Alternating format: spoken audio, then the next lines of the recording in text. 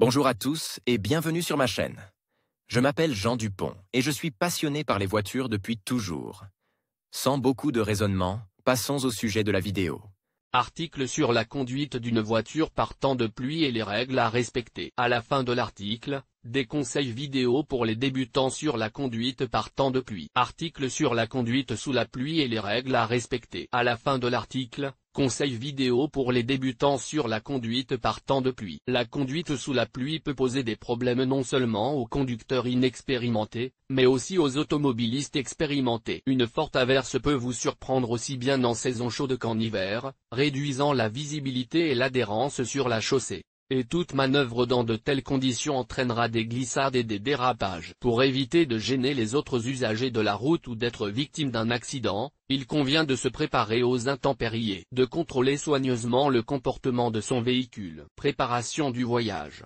Si les prévisions météorologiques annoncent de la pluie, il faut en tenir compte et vérifier l'état des clignotants, des essuie-glaces, des feux de détresse et des optiques avant de quitter le domicile. Si la voiture est équipée d'un capteur automatique de luminosité, il est préférable de vérifier son fonctionnement à l'avance, en plein jour mais par temps nuageux. Il n'est pas rare que les détecteurs automatiques n'activent les phares qu'au crépuscule. Dans ce cas, il est recommandé de passer les phares en mode manuel. Les feux de brouillard avant et arrière ne doivent pas être allumés lorsque la visibilité est suffisante sur la route, afin d'éviter d'aveugler les autres automobilistes. Les phares anti-brouillard sont utilisés lorsque la visibilité est inférieure à 100 mètres et qu'il y a une forte probabilité d'accident. Les feux anti-brouillard sont essentiels lorsque la pluie tombe et que le propriétaire ne peut pas bien voir ses propres feux. En cas d'orage, la main se portera sur les feux de route, mais comme ils se reflètent sur les gouttes de pluie, ils seront réfractés et constitueront un danger pour les véhicules venant en sens inverse. De puissants jets de pluie, éclairés par les rayons des phares, acquièrent les propriétés du brouillard, créant un rideau de lumière désorientant devant la voiture. La meilleure solution consiste à rouler avec les phares, mais sans que la lumière ne soit dirigée vers le haut. Comportement au volant.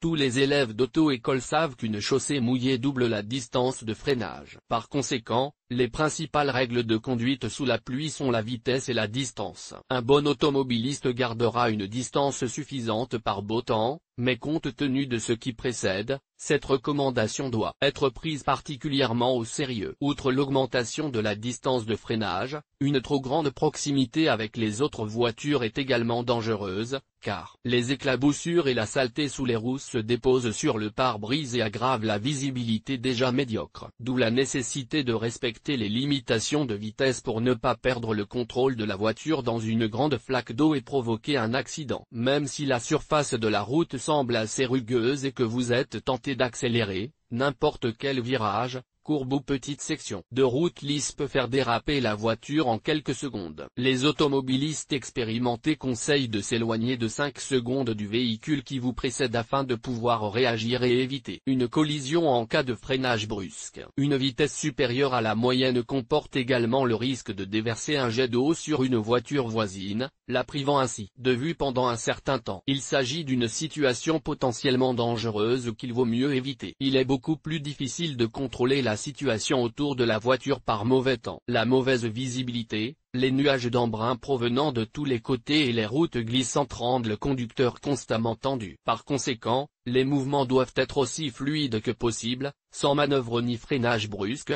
ce qui entraînerait une perte de contrôle de la voiture. S'il y a un conducteur sur la route qui trouve cette façon de conduire trop lente, vous ne devez pas répondre à ces provocations. Votre propre sécurité doit primer sur tout le reste et vous ne devez pas vous adapter à des automobilistes agressifs dans des conditions aussi dangereuses. Aquaplaning. Ce terme décrit une situation dans laquelle, après avoir traversé une flaque d'eau profonde, les roues perdent le contact avec la route en raison d'une couche d'eau dense. La voiture refuse d'obéir au volant, on entend clairement les éclaboussures d'eau sous les passages de roues. Un tel surf peut provoquer la panique même chez un automobiliste expérimenté. La plus grande erreur dans cette situation est de céder à l'envie d'appuyer sur la pédale de frein. Cette action provoquera presque à coup sûr un glissement incontrôlé, suivi d'un renversement de la voiture. Si vous avez 4 roues motrices, vous pouvez avoir l'impression que quelqu'un retient la voiture par l'arrière, l'empêchant d'avancer. Les voitures à traction avant, en revanche, risquent de partir en vrille. Il faut agir contre l'impulsion, c'est-à-dire lever les pieds des pédales et s'attendre à ce que la voiture ralentisse d'elle-même. Le volant doit simplement être tenu d'une main ferme, sur une trajectoire plane, car toute manipulation sera sans effet. En outre, en cas d'adhérence sur le macadam, le volant tordu entraînera à nouveau un dérapage. De nombreuses villes russes souffrent d'une technologie insuffisante de drainage des rues, ce qui fait que même les routes centrales sont sujettes à l'engorgement. Traversez ces zones avec la plus grande prudence afin d'éviter l'aquaplaning et les dommages aux véhicules. Sous la couche d'eau, il peut y avoir des bouches d'égout, des nids de poules, des fissures dans la chaussée qui, avec l'eau,